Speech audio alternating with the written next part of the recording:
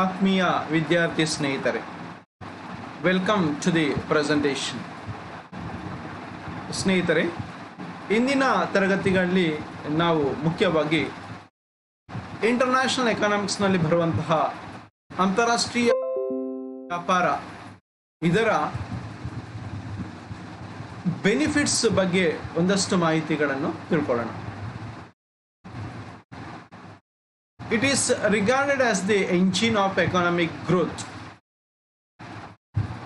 However, it is also argued that historically foreign trade has led to international inequality, whereby the rich countries have become richer at the expenses of the poor countries.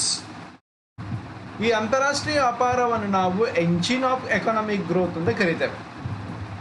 ಯಾವುದೇ ಒಂದು ರಾಷ್ಟ್ರ ಅಭಿವೃದ್ಧಿ ಆಗಬೇಕಾದ್ರೆ, ಅಲ್ಲಿ ಆರ್ಥಿಕ ಚಟುವಟಿಕೆಗಳು ಅಭಿವೃದ್ಧಿ ಆಗಬೇಕಾದ್ರೆ ಸಹಜವಾಗಿ ಆ ರಾಷ್ಟ್ರ ಅಂತಾರಾಷ್ಟ್ರೀಯ ವ್ಯಾಪಾರದಲ್ಲಿ ಯಾವ ರೀತಿಯಾಗಿದೆ, that we are taking into consider.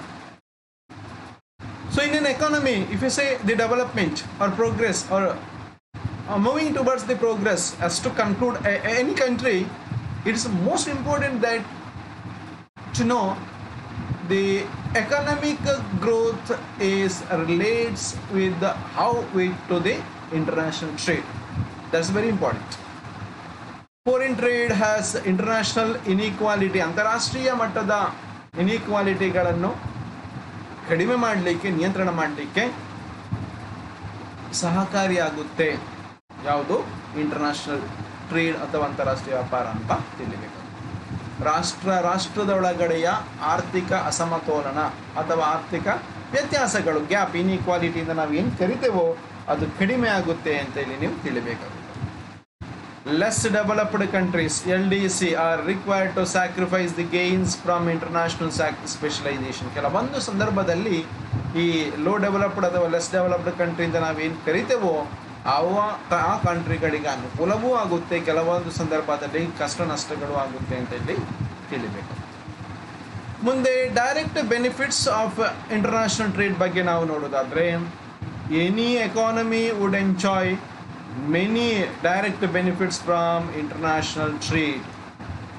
ಯಾವುದೇ ರಾಷ್ಟ್ರಗಳು ಒಂದಷ್ಟು ನೇರ ಬೆನಿಫಿಟ್ ಅನ್ನು ಅಂತಾರಾಷ್ಟ್ರೀಯ ವ್ಯಾಪಾರದಿಂದ ಪಡ್ಕೊಳ್ಳುತ್ತಂತೆ.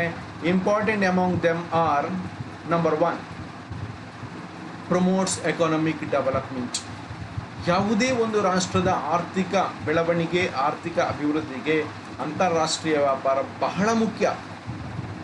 ಆ ರಾಷ್ಟ್ರ ಚೆನ್ನಾಗಿ ಅಂತಾರಾಷ್ಟ್ರೀಯ ವ್ಯಾಪಾರದಲ್ಲಿ ಭಾಗವಹಿಸ್ತಾ ಉಂಟು, ಓಪನ್ ಎಕಾನಮಿ ಆಗಿದೆ, ಆಮದು ರಫ್ತು ವ್ಯವಹಾರ ಚೆನ್ನಾಗಿ ಆಗ್ತಾ ಉಂಟು.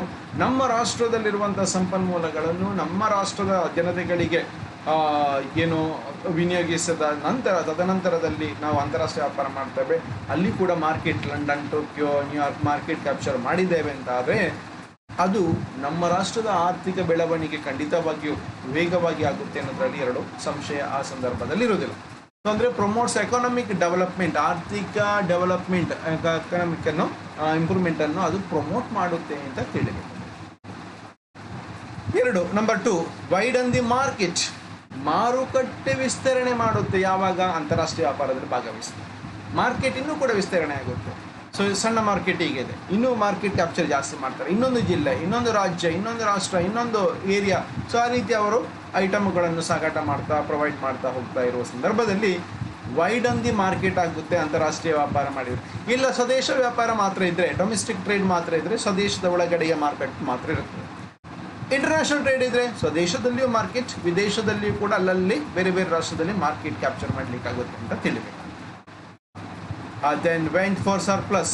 ಸೊ ಅಲ್ಲಿ ಹೆಚ್ಚುವರಿ ಇರುವಂಥ ಐಟಮ್ಗಳನ್ನು, ಐಡಲ್ ರಿಸೋರ್ಸಸ್ಗಳನ್ನು ಯೂಸ್ ಮಾಡಿಕೊಂಡು ಆ ಸಂಪನ್ಮೂಲಗಳನ್ನು ಬೆರೆಸ್ಕೊಂಡು ಅಲ್ಲಿ ವಿದೇಶಗಳಿಗೆ ಸಪ್ಲೈ ಮಾಡಲಿಕ್ಕಾಗುತ್ತೆ.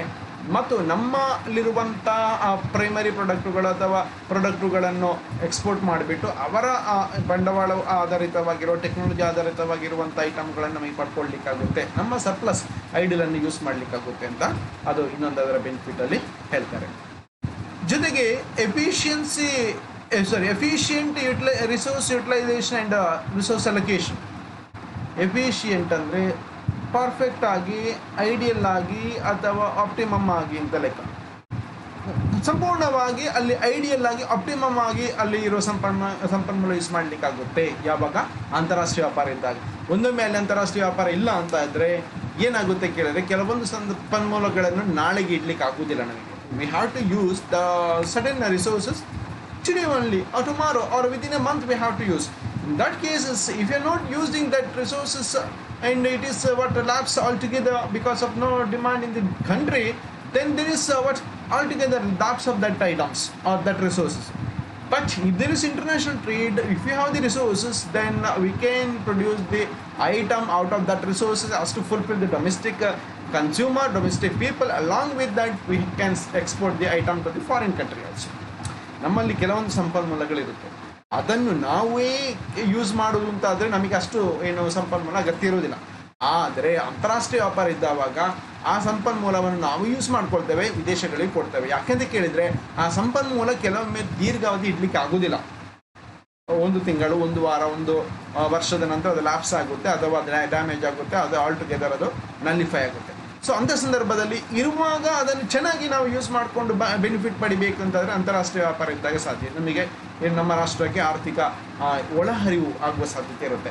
ಇಲ್ಲ ಅಂತ ಆದರೆ ಸಂಪನ್ಮೂಲ ಅಲ್ಲೇ ಇರುತ್ತೆ, ಅಂಡರ್ ಯುಟಿಲೈಸೇಷನ್ ಆಗಿರುತ್ತೆ ಅಥವಾ ರಿಸೋರ್ಸ್ ಅಲೊಕೇಶನಲ್ಲಿ ಅನ್ಯುಟಿಲೈಸ್ ಆಗಿರುತ್ತೆ, ಚೆನ್ನಾಗಿ ಎಫಿಷಿಯೆಂಟಾಗಿ ಯುಟಿಲೈಸ್ ಆಗದೆ ಇರುವ ಸಂದರ್ಭ ಬರುತ್ತೆ.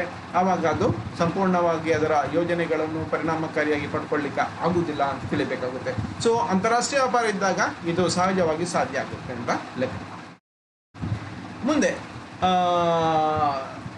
It solves the economic problems. ಬೇರೆ ಬೇರೆ ಆರ್ಥಿಕ ಸಮಸ್ಯೆಗಳನ್ನು ಅಥವಾ ಆರ್ಥಿಕ ಸಮಸ್ಯೆಗಳಿಗೆ ಅಂತಾರಾಷ್ಟ್ರೀಯ ವ್ಯಾಪಾರ ಪರಿಹಾರ ನೀಡುತ್ತೆ. ಫಾರ್ ಎಕ್ಸಾಂಪಲ್, ನಮ್ಮಲ್ಲಿ ಈಗ ನಿರುದ್ಯೋಗ ಸಮಸ್ಯೆ ಇದೆ. ಈ ಅಂತಾರಾಷ್ಟ್ರೀಯ ವ್ಯಾಪಾರದ ತರುವಾಯ ಏನಾಗುತ್ತೆ, ಅಂತಾರಾಷ್ಟ್ರೀಯ ವ್ಯಾಪಾರ ಇಲ್ಲದಾಗ ರಾಷ್ಟ್ರದ ಒಳಗಡೆ ವ್ಯಾಪಾರ ಮಾತ್ರ. ರಾಷ್ಟ್ರದ ಒಳಗಡೆ ವ್ಯಾಪಾರ ಅಂದರೆ ಬಹುಶಃ ನಮ್ಮ ರಾಷ್ಟ್ರಕ್ಕೆ 100,000 ಐಟಮ್ಗಳು ಸಾಕು. ಎಕ್ಸ್ ಎನ್ನುವಂಥ ಐಟಮ್ 1000 ಐಟಮ್ ಸಾಕು ನಮ್ಮ ರಾಷ್ಟ್ರಕ್ಕೆ. ಬಟ್ ಅಂತಾರಾಷ್ಟ್ರೀಯ ವ್ಯಾಪಾರ ಆದಾಗ ಎಕ್ಸ್ ಎನ್ನುವಂಥ ಐಟಮ್ 5,000 ಬೇಕು. ಯಾಕೆ, ನಾವು 5 ರಾಷ್ಟ್ರಗಳಿಗೆ ಕೊಡ್ತಿದ್ದೇವೆ. ಸೊ ಆವಾಗ 1000 ಐಟಮ್ ಮಾತ್ರ ನಮ್ಮ ರಾಷ್ಟ್ರದಲ್ಲಿ ಆಂತರಿಕ ವ್ಯಾಪಾರ ಇದ್ದ ಸಂದರ್ಭದಲ್ಲಿ ನಾವು ಉತ್ಪಾದನೆ ಮಾಡಿದಾಗ ಬಹುಶಃ 1000 ಜನರಿಗೆ ಉದ್ಯೋಗ ಸಿಗುತ್ತೆ. ಬಟ್ 5,000 ಜನರಿಗೆ ಉದ್ಯೋಗ ಆಯಿತು, 5,000 ಐಟಮನ್ನು ನಾವು ವಿದೇಶಗಳಿಗೆ ಸಪ್ಲೈ ಮಾಡ್ತೇವೆ, ಇದು ನಮ್ಮ ರಾಷ್ಟ್ರಕ್ಕೆ ಪೂರಕ ಆಯಿತು. ಅಂದರೆ ಅಂತಾರಾಷ್ಟ್ರೀಯ ವ್ಯಾಪಾರದ ಪರಿಣಾಮದಲ್ಲಿ ಉದ್ಯೋಗ ಸೃಷ್ಟಿಯಾಗುತ್ತೆ. ಯಾವಾಗ ಉದ್ಯೋಗ ಸೃಷ್ಟಿಯಾಯಿತು, ಜನರ ಜೀವನ ಮಟ್ಟ ಇಂಪ್ರೂವ್ ಆಗುತ್ತೆ, ಪರ್ ಕ್ಯಾಪಿಟಲ್ ಇನ್ಕಮ್ ಜಾಸ್ತಿ ಆಗುತ್ತೆ, ಸ್ಟ್ಯಾಂಡರ್ಡ್ ಆಫ್ ಲಿವಿಂಗ್ ಜಾಸ್ತಿ ಆಗುತ್ತೆ, ಪರ್ಚೇಸಿಂಗ್ ಪವರ್ ಜಾಸ್ತಿ ಆಗುತ್ತೆ. ಎಲ್ಲವೂ ಕೂಡ ಅನುಕೂಲಕರವಾಗಿ ಅವರ ಫ್ಯಾಮಿಲಿ ಅಥವಾ ನೆಕ್ಸ್ಟ್ ಜನರೇಷನ್ಗೆ ಅದು ಪೂರಕವಾಗಿ ಹೋಗುತ್ತೆ ಅಂತ ನಾವು ತಿಳಿಬೇಕಾಗುತ್ತೆ. ಸೊ ಅದರಿಂದಾಗಿ ಇಟ್ ಸಾಲ್ವ್ಸ್ ಪಾವರ್ಟಿ ಕಡಿಮೆ ಆಗುತ್ತೆ, ಸಹಜವಾಗಿ ಬಡತನ ನಿವಾರಣೆ ಆಗುತ್ತೆ. ಬೇರೆ ಬೇರೆ ಆರ್ಥಿಕ ಸಮಸ್ಯೆಗಳು ಇದು ಪರಿಹಾರ ಕಲ್ಪಿಸಲಿಕ್ಕೆ ಈ ಏನು ಅಂತಾರಾಷ್ಟ್ರೀಯ ವ್ಯಾಪಾರದ ಬೆನಿಫಿಟಿನಿಂದ ಸಾಧ್ಯ, ಅದರ ಏನು ಉಪಯೋಗದಿಂದ ಸಾಧ್ಯ ಆಗುತ್ತೆ ಅಂತ ನಾವಿಲ್ಲಿ ತಿಳಿಬೇಕಾಗುತ್ತೆ. ಎಸ್, ಇದಿಷ್ಟು ಮುಖ್ಯವಾಗಿ ಬೆನಿಫಿಟ್ಸ್ ಆಫ್ ಇಂಟರ್ನ್ಯಾಷನಲ್ ಟ್ರೇಡಲ್ಲಿ ಬರುವಂಥ ವಿಷಯಗಳು. ಮುಂದಿನ ಸೆಷನ್ನಲ್ಲಿ ಇನ್ನೊಂದು ವಿಷಯದ ಬಗ್ಗೆ ಅಧ್ಯಯನ ಮಾಡೋಣ. Thank you for your valuable time. All the best.